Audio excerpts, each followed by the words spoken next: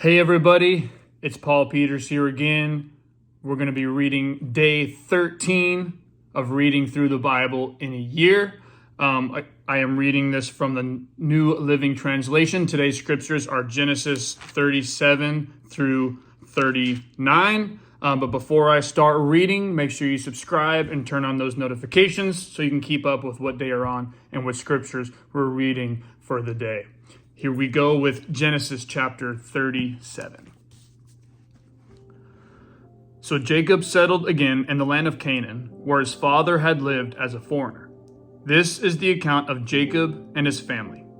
When Joseph was 17 years old, he often tended his father's flocks. He worked for his half-brothers, the sons of his father's wives Bilhah and Zilpah. But Joseph reported to his father some of the bad things his brothers were doing.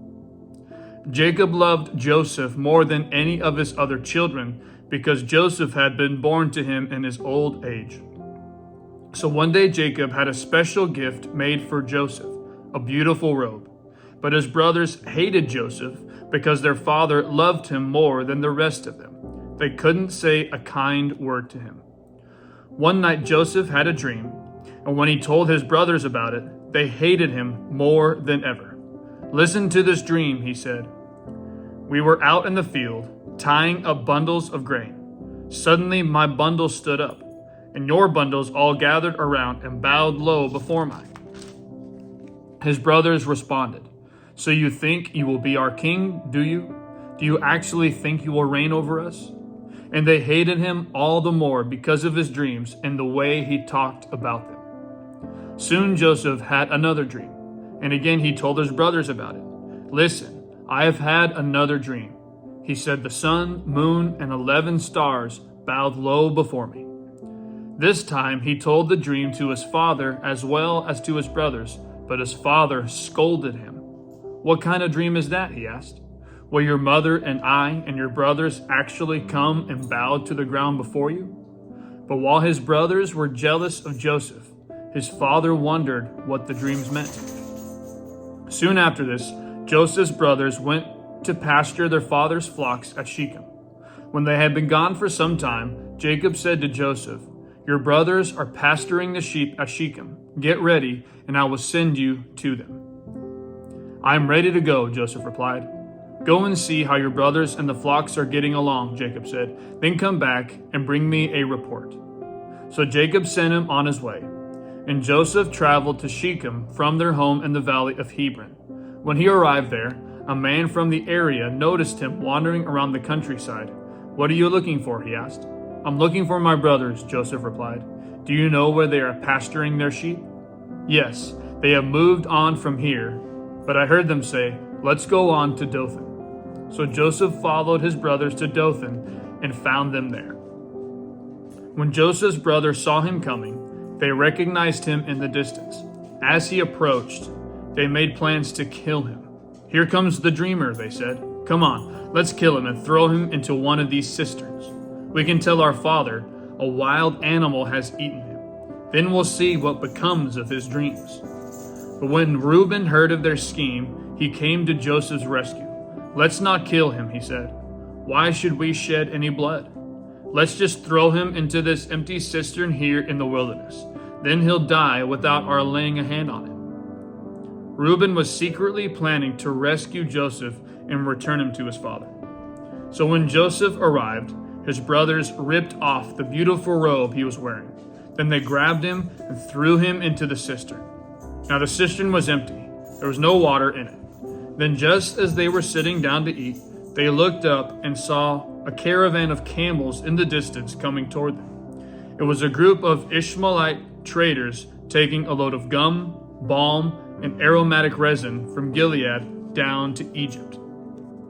Judah said to his brothers, "What will we gain by killing our brother? We'd have to cover up the crime. Instead of hurting him, let's sell him to those Ishmaelite traders. After all, he is our brother, our own flesh and blood." And his brothers agreed. So when the Ishmaelites, who were Midianite traders, came by, Joseph's brothers pulled him out of the cistern and sold him to them for 20 pieces of silver, and the traders took him to Egypt. Sometime later, Reuben returned to get Joseph out of the cistern. When he discovered that Joseph was missing, he tore his clothes in grief. Then he went back to his brothers and lamented, "The boy is gone. What will I do now?" Then the brothers killed a young goat and dipped Joseph's robe in its blood. They sent the beautiful robe to their father with this message, "Look at what we found. Doesn't this robe belong to your son?" Their father recognized it immediately. "Yes, it's my son's robe. A wild animal must have eaten him. Joseph has clearly been torn to pieces." Then Jacob tore his clothes and dressed himself in burlap. He mourned deeply for his son for a long time. His family all tried to comfort him, but he refused to be comforted. "I will go to my grave mourning for my son," he would say, and then he would weep. Meanwhile, the Midianite traders arrived in Egypt, where they sold Joseph to Potiphar, an officer of Pharaoh, the king of Egypt. Potiphar was captain of the palace guard. Genesis chapter 38. About this time, Judah left home and moved to Adullam, where he stayed with a man named Hira. There he saw a Canaanite woman, the daughter of Shua, and he married her. When he slept with her, she became pregnant and gave birth to a son, and he named the boy Then she became pregnant again and gave birth to another son, and she named him Onan. When she gave birth to a third son, she named him Shelah. At the time of Shelah's birth, they were living at Kezib. In the course of time, Judah arranged for his firstborn son, to marry a young woman named Tamar. But was a wicked man in the Lord's sight, so the Lord took his life. Then Judah said to Er's brother Onan, "Go and marry Tamar. As our law requires of the brother of a man who has died, you must produce an heir for your brother." But Onan was not willing to have a child who would not be his own heir. So whenever he had intercourse with his brother's wife, he spilled the semen on the ground. This prevented her from having a child who would belong to his brother. But the Lord considered it evil for Onan to deny a child to his dead brother. So the Lord took Onan's life too. Then Judah said to Tamar, his daughter-in-law, "Go back to your parents' home and remain a widow until my son Shelah is old enough to marry." But Judah didn't really intend to do this because he was afraid Shelah would also die like his two brothers. So Tamar went back to live in her father's home. Some years later, Judah's wife died. After the time of mourning was over, Judah and his friend Hira, the Adullamite, went up to Timnah to supervise the shearing of his sheep. Someone told Tamar, "Look, your father-in-law is going up to Timnah to shear his sheep." Tamar was aware that Shelah had grown up, but no arrangements had been made for her to come and marry him. So she changed out of her widow's clothing and covered herself with a veil to disguise herself. Then she sat beside the road at the entrance to the village of Enaim, which is on the road to Timnah. Judah noticed her and thought she was a prostitute since she had covered her face.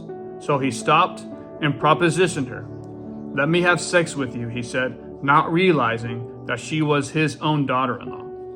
"How much will you pay to have sex with me?" Tamar asked.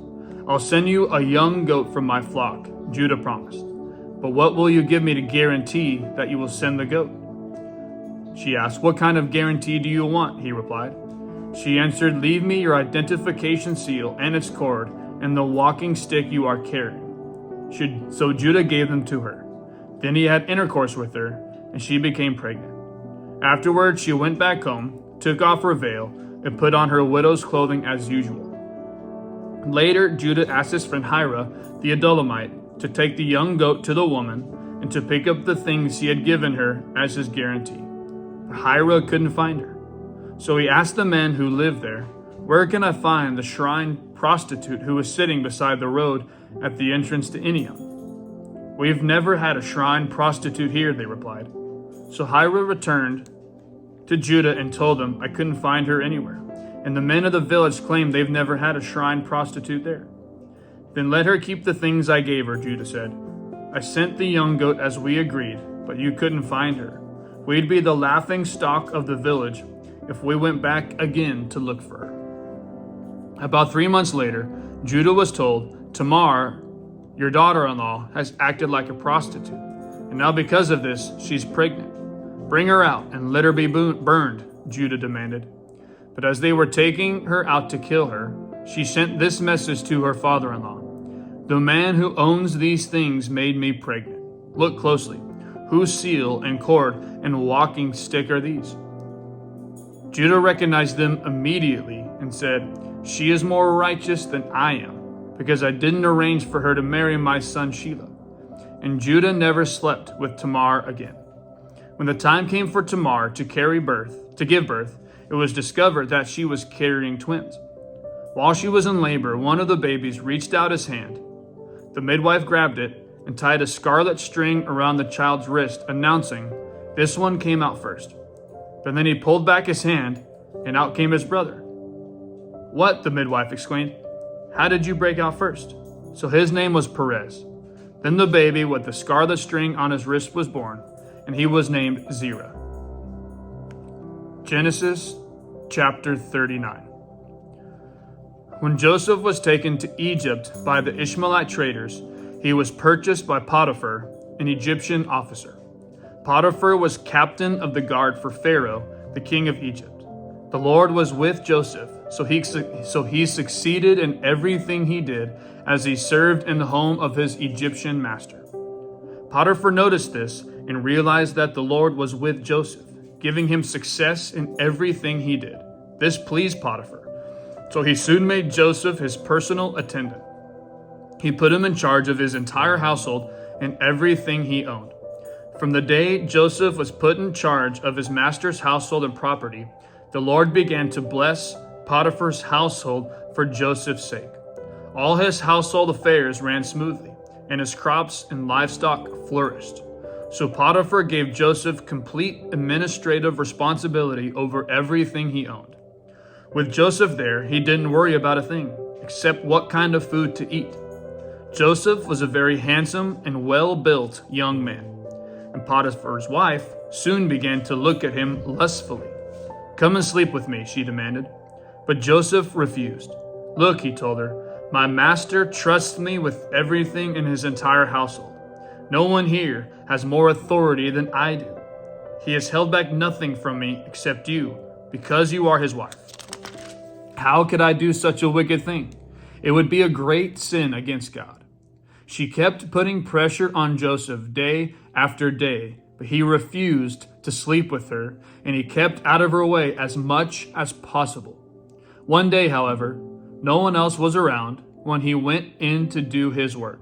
She came and grabbed him by the cloak, demanding, Come on, sleep with me. Joseph tore himself away, but he left his cloak in her hand as he ran from the house. When she saw that she was holding his cloak and he had fled, she called out to her servants. Soon all the men came running. Look, she said, my husband has brought this Hebrew slave here to make fools of us. He came into my room to rape me, but I screamed.